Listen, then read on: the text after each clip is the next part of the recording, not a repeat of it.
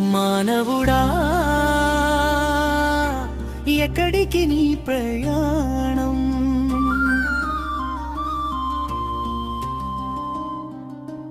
మానవుడా ఎక్కడికి నీ ప్రయాణం? ఎక్కడికి వెళ్తావో తెలియక ఎందుకీ పరుగుల ప్రయాణం? నీ జీవితపు ఈ ప్రయాణం చరణం. కుటుంబ బాధ్యతల బరువుతో కుంగిపోతున్నావా మానవుడా?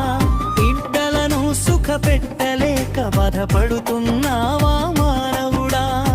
రాత్రింబగళ్ళు కష్టపడి పని చేసి బ్రతుకుతున్నావు, జీవితమే భారమైపోయిందని ఎందుకు నీవు మదన పడుతున్నావు? పదినవుడా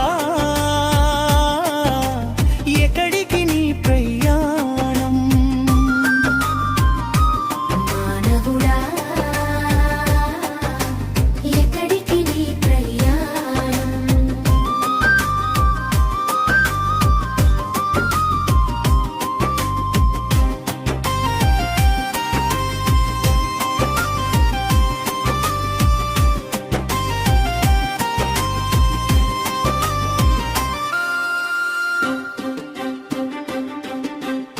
లోకమంతా వెంబడించిన చివరికి ఏముంది నీ సొంతం? చరణం పెళ్లికి ముందు నీ అందమే లోకమంతా అనుకున్నావు. అందాన్ని చూసి మురిసిపోయి అహంకారంతో విర్రవీగవు. వివాహమైన తరువాత భార్య పిల్లల బాధ్యతలతో జీవితమంతా మారిపోయిందని ఆలోచిస్తూ కూర్చున్నావు. డబ్బు కోసం పరుగెత్తావు, పేరు కోసం పరితపించావు. లోక సుఖాల వెంటపడి నీ జీవితాన్ని మరిచిపోయావు. కానీ ఒకరోజు ఈ ప్రయాణం మధ్యలోనే ఆగిపోతుంది. నీవు కూడా పెట్టినదంతా ఇక్కడే మిగిలిపోతుంది.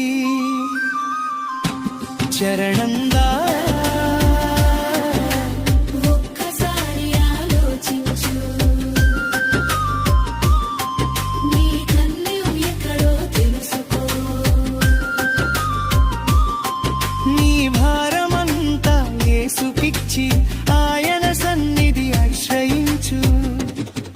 నీ కన్నీటిని తుడిచేవాడు, నీ బాధలను మోసేవాడు, నీ జీవితానికి శాంతినిచ్చే యేసయ్య ఒక్కడే కదా. యేసుక్రీస్తును నమ్మితే నీకు నిజమైన శాంతి దొరుకును.